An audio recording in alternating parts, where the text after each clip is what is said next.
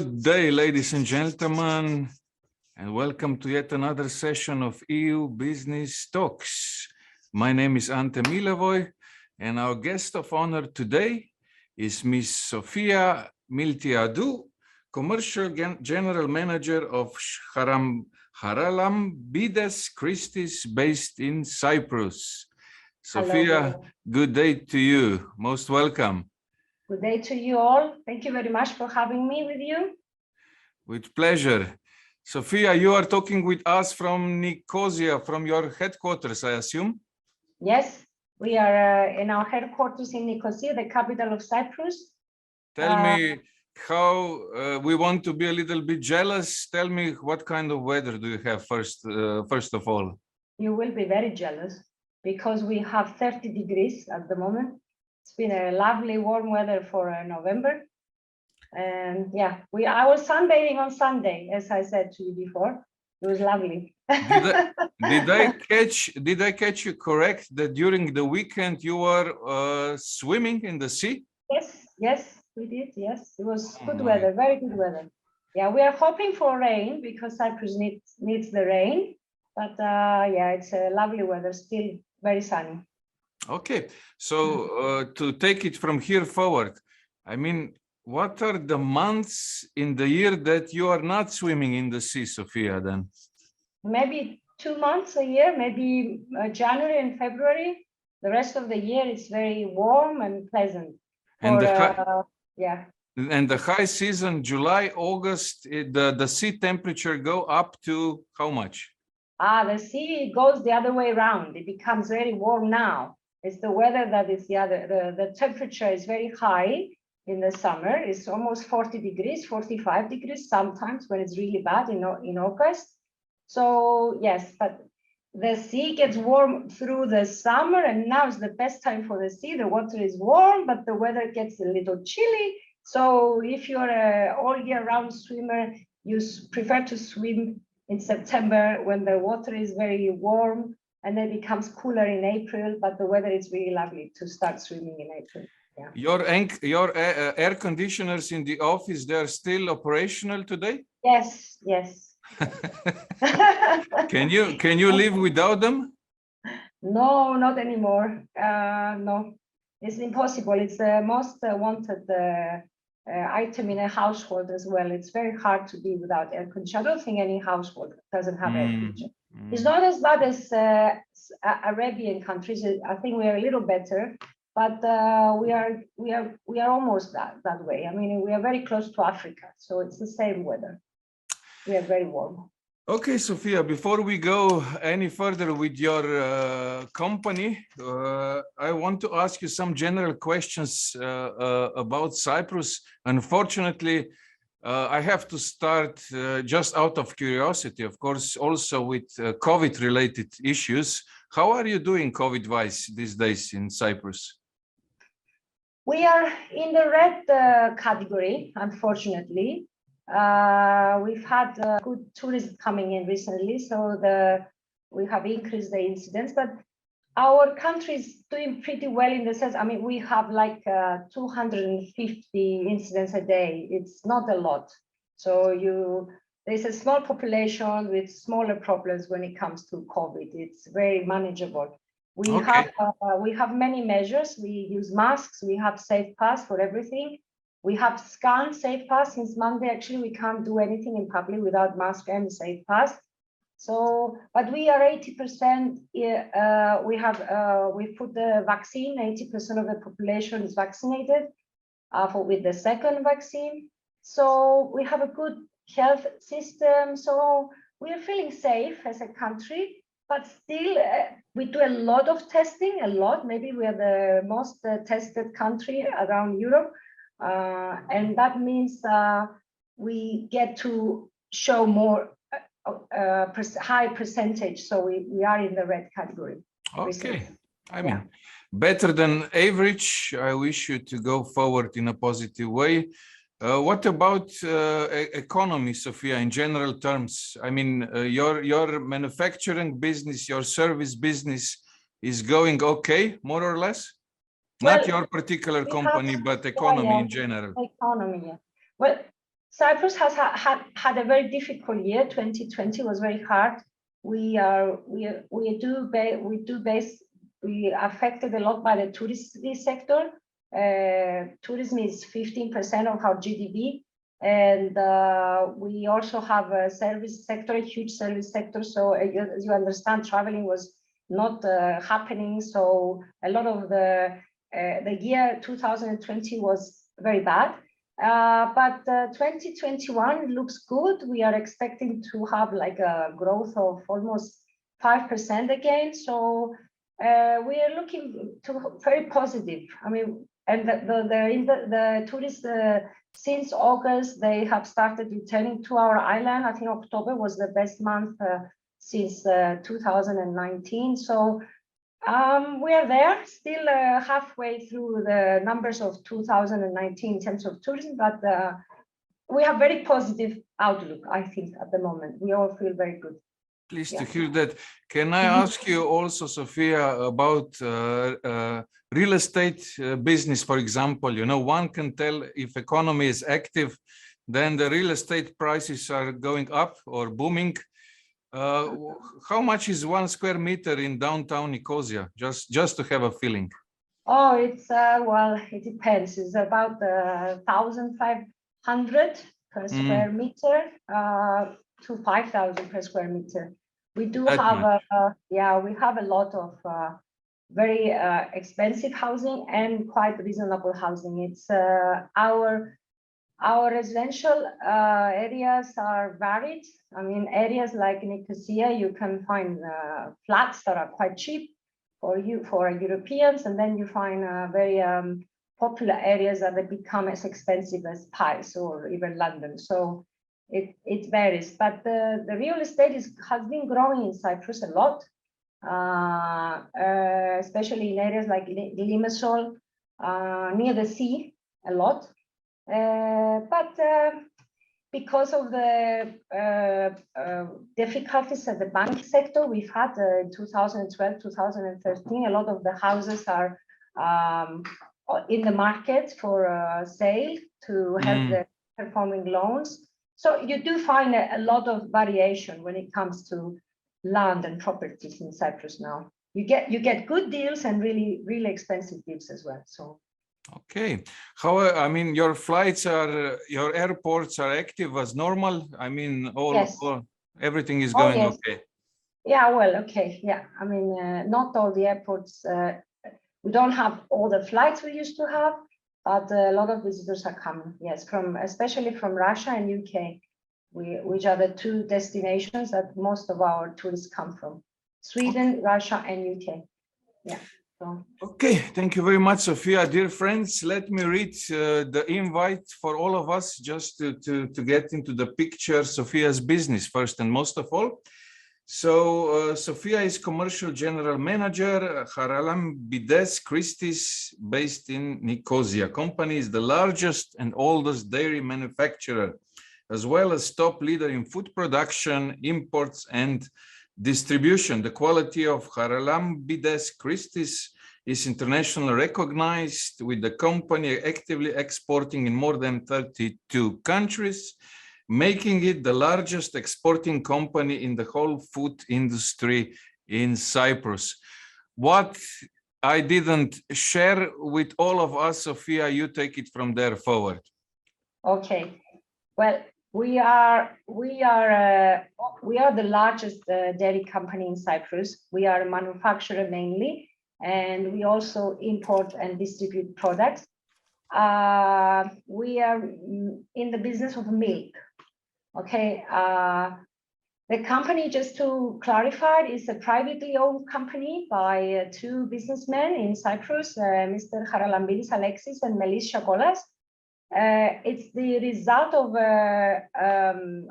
a joint venture of two companies in the past. It used to be Charalambides Dairies Limited and then Christis Dairies Limited, a company well known for the milk part and the company well known for yogurt and halloumi and cheese manufacturing. They joined together and to make this bigger company. We mainly produce, we have a huge factory in Limassol we produce milk. We buy and process about 60,000 tons of milk a year. The milk is fresh, and we also have UHT, but our main business is fresh milk. We have a turnover of 140 million euros, about that. 50 million comes from export, and the rest comes from the Cyprus market. The mix of products, let's just say we sell about 40% of our sales is milk, 40% is cheese, and then we have 10% of yogurt, and the 15% are the imports. So we are mainly a milk company. Our well-known fact is that we service 2,500 customers every day. We are a milk ex-bank service company. So we have 250 salesmen in the streets every day to serve our customers with fresh milk, something that doesn't perhaps exist in the with your own retail network, you mean? Yes, because Cyprus still drinks fresh milk rather than UHT milk. So we sell to all these customers, 2,500 every day.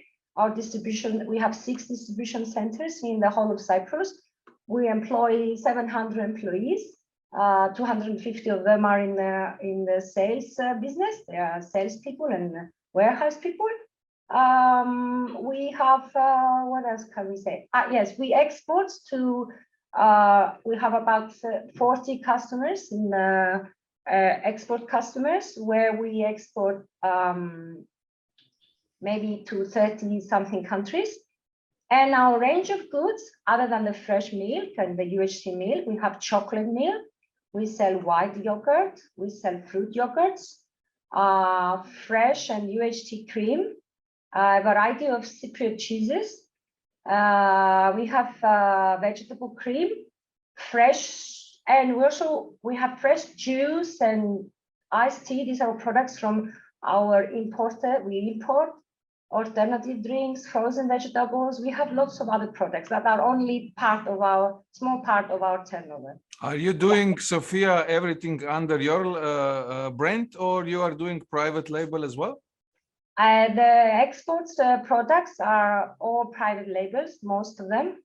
We service mainly large chains, supermarket chains, and we package their own halloumi. I will talk about halloumi if you like a little bit. Yes, please do. Explain what it is. Yes, and the rest of the products are Charalambides Christis brand. And as I said, we have 2 big distribution agreements. One, we represent Delta from Greece. It's a big company in Greece, food company. So we sell their products. And another one is Saputo in UK. We also distribute their product in Cyprus. So they're all chilled products, and some of them are frozen products. We don't have dry products yet. We are distribution of. Sofia, mainly you are into the fresh line of business. To somebody who doesn't know, I mean, are you in any way limited by the logistics wise? As far as you go, outside your company, you have limitations, certain limitations, or not? We service a lot of customers. Yes, of course, it's hard to service the customers. They all need their milk early in the morning, so we have strange working hours. We are 24 hours open. Our milkmen start work at 2:30 in the morning with their little vans, and they go everywhere in Cyprus. Actually, we are very good with servicing. As time goes, we have been able to cover most of the areas in the island. Some of the extreme locations are covered by external suppliers, people that we work with. So what about exports? I meant by this question. Exports we export cheese, halloumi, okay, and we export cream. Both products have a good life. We don't export milk, and we don't export yogurt just because their expiry dates are too short. It's complicated and difficult for the distribution chain to be maintained. Okay, tell us, Sofia, also the 2 sentences more on the famous halloumi, please. Yes, well, as I said, cheese is 40% of our product, and the cheese mainly is called halloumi. Is our traditional cheese in Cyprus. It's our heritage. It's a semi-hard white cheese with a very high boiling melting point. So you can actually cook it, grill it, you can fry it, you can put it in salads. It's very fashionable. It's been growing in the recent years, it's becoming very popular in UK and Sweden and some of the other European countries. Basically, originally it's a cheese that is produced by goat and sheep milk. Originally was only goat and sheep milk because Cyprus didn't have cow milk. As the time went by and we were under the UK, the British brought the cows in Cyprus, and slowly the manufacturing business, when they started manufacturing halloumi, they added the cow milk. And in the end, now it's a combination of the 3 milks. It's 250 grams, like a small bag like this. It has a special shape and has a little mint in the middle. Okay, well. But it can be only produced in Cyprus, and it is an EU registered mark, I guess. Yes, it has a trademark in EU. And a certified trademark in Cyprus, UK, and other countries in Africa and USA. And now it's officially a PDO product. So now only Cyprus can produce halloumi, the cheese that is called halloumi. Okay. Dear friends, now you know a little bit more about Sofia, about her company. Please feel free to put your questions in the chat box. Before I see the first one, Sofia, let me ask you also about your clients. What is your clients range? Who do you attack on the selling side of your business, and also who do you search on supplier side of your business? You mentioned that you are importing cream and some other articles also from abroad. We sell to all the channels. So we sell to the retail and to the Horeca, to the catering channel. Most of our business goes to actually supermarkets. They're the biggest customers of ours. As we said before, we do private label business in Cyprus and also for exports. Our suppliers obviously are the milkmen, the farmers. We have like almost 25% of the local production of milk, so we cooperate with them. We also buy, as we said, not cream. I mean, we don't import cream. We have our own cream for the milk. We have like imported products, as we said, the products we distribute. And we import, obviously, first raw and packing material. Of course, that's a very big part of our business, and logistics is a very big part of our business. We are you handling your logistics by yourselves? Yes, all of it. Yes, imports and production and logistics, or all the chain is managed. Yes. What about your production facilities? I mean, the machines and all this stuff. Is this all your know-how, or where do you get them? We have our own machines. The company has many years of experience they do get the supplies we buy machinery from Italy, from Germany. I'm sure they have consultants at the factory. They come, and when we buy a new machinery, they train our employees. We have support from them, but we also have our own team of engineers and specialists who have a 24-hour production, and we produce products all day. Our factory. Okay, Sofia, the first question I see in the chat box, hopefully you are as well. So Martin is with us. Hi, Martin, great to see you again. Where do your products come from? I'm not sure I understand this question. I hope you do, Sofia. Outsource. Outsource? We have the ones we import. Yeah. I think asking about. I think this is what Martin is asking. Yeah. We import a range of goods that Delta produces in Greece. So Delta is a company in Greece that produces some yogurt and chocolate milk and fresh juice products and iced tea. So these are all chilled products that we bring from Delta. Because we used to be a company together. Vivartia, the ex-owner of the Delta, was owner of this company too many years ago. So we have a historic relationship, and we still distribute their products.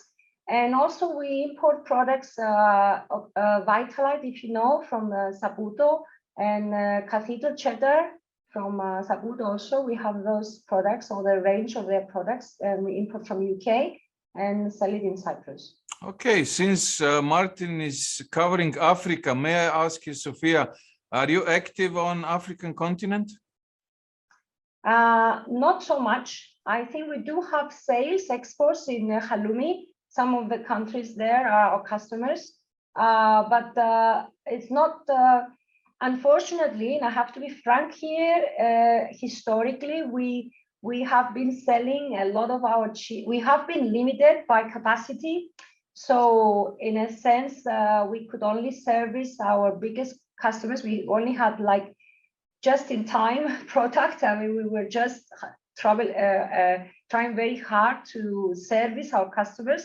So we sell most of our halloumi to Europe, mainly UK, as I said, Sweden. So it's only very recently that we started exploring other markets, and we will try to do that more and more since we've increased our capacity, and we have introduced new systems, and we built a new distribution center in Limassol to facilitate us to export better.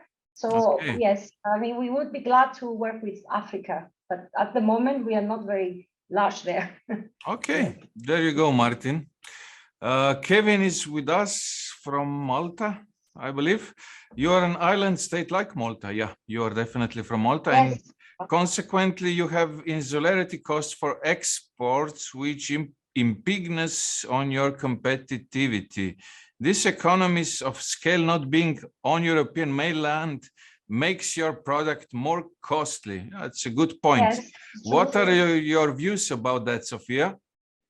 Yes, it's true that we need we have competitiveness issues when it comes to exporting products, especially with the logistics problems and the costs going so high in recent months. And we are asking EU to help us. I mean, that's one thing you can do, Ante.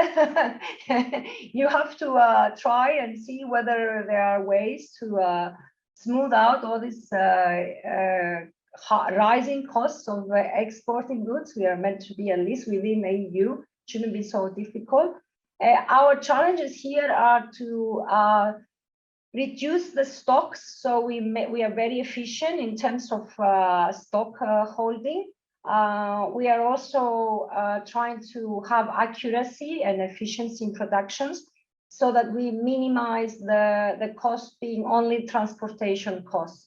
That's our aim, to be honest. But I don't know whether we can do it. Or we could cooperate with other companies, but we don't do that at the moment.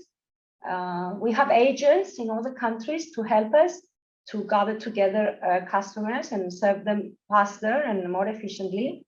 So we usually send our goods to one location in each country, and from there our agents service the local markets. It sounds familiar to many of us, Sofia. Yes. Optimization game, 24/7, I guess. Yeah. Matic is with us and asking you, Sofia, how much milk per day per cow do your farmers make? What is the price of milk on Cyprus? Because as I know, the distances are not so far and even not so close. Do you only have a milk processing or also milk production by your own farm? We don't have our own farms. We have maybe stakeholding in some farms, but we don't have our own farms.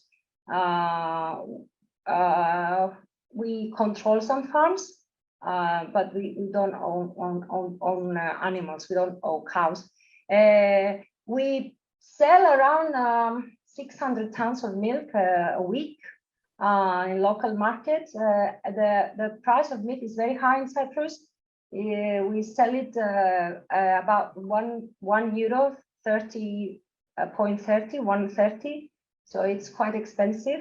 Raw milk is also expensive. If you check in the data, we are maybe one of the most expensive milk companies. So we're not very competitive in terms of how much our milk costs. Did I answer all the questions? Yeah.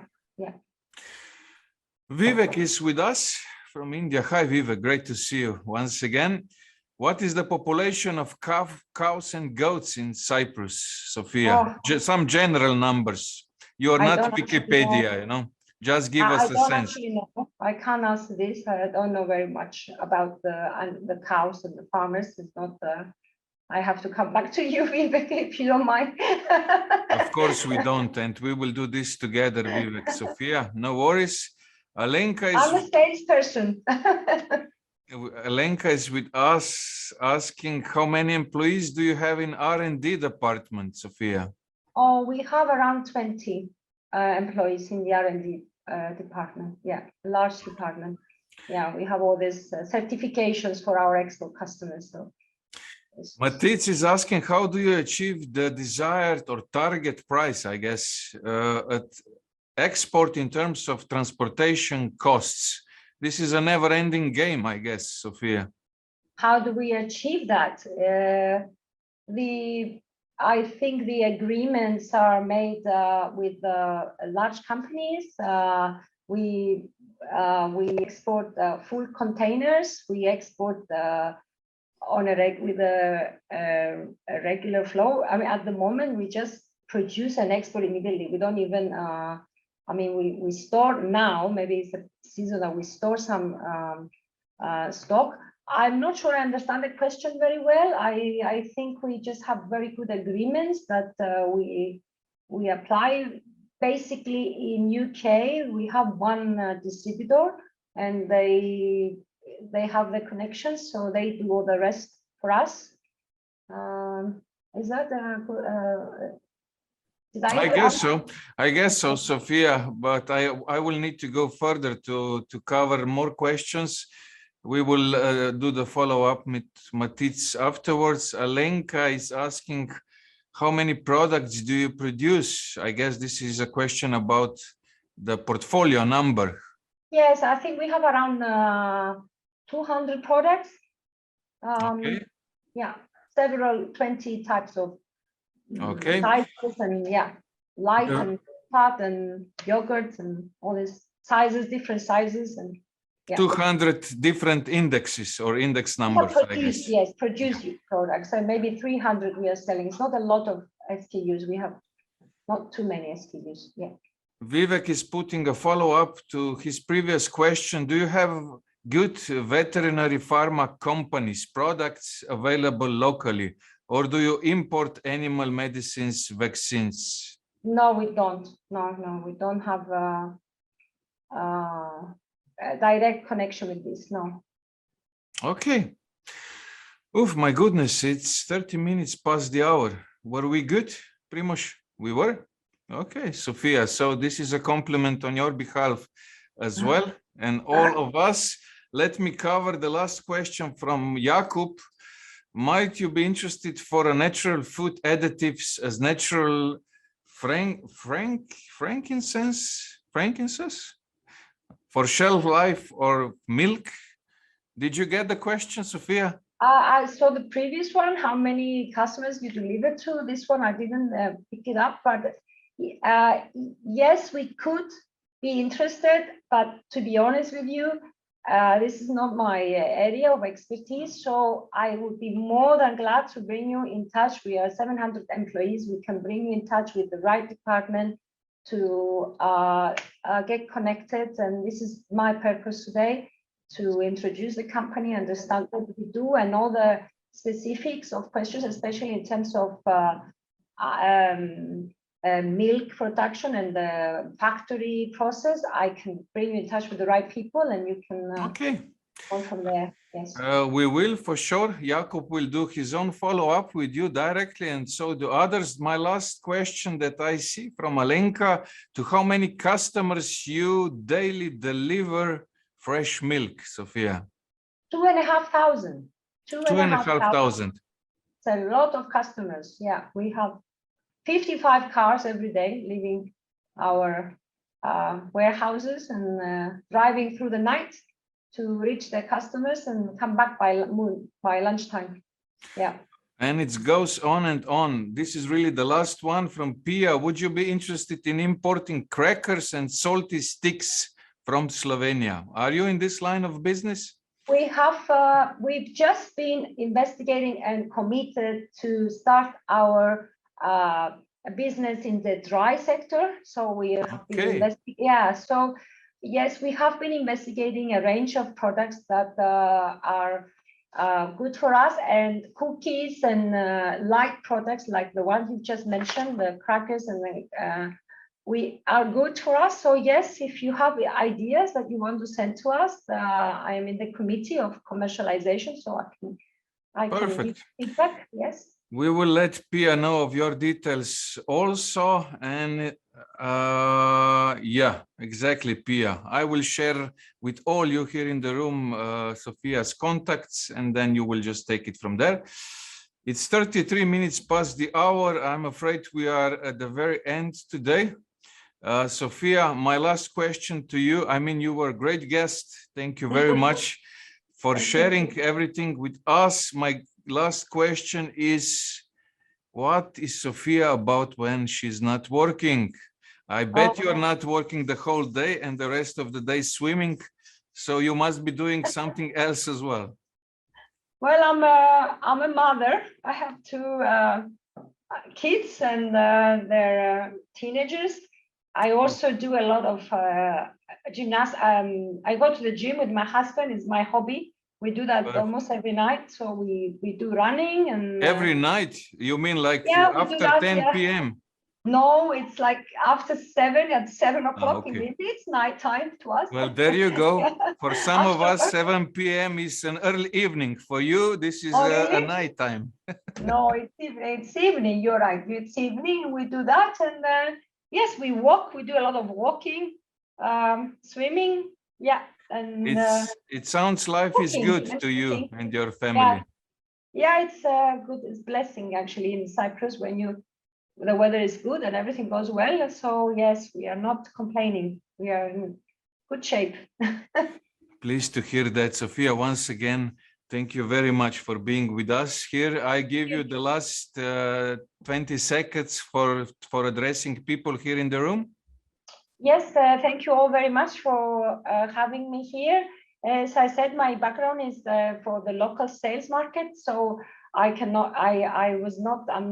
always answer any questions that you want and bring you in contact with our business. We are an exporting company, so we are very interested to hear from you. If you're interested in halloumi, if you're interested in cream exports, or if you would like us to see other opportunities, maybe as suppliers of products, as you now know what we produce. So please don't feel, I'm looking forward to receiving any queries you have. Yeah. So let me rephrase. Don't feel shy and contact Sofia, correct? Yes, please. Yes. Thank you very much, Sofia. I wish you a nice day forward. Dear friends, that was it for today. Next week, the same time, we will be having Bruno Constance, Group Marketing Innovation Director at Jeffco Group, based in Paris, France. Until that time, I wish you all a nice day forward. Thank you and bye-bye.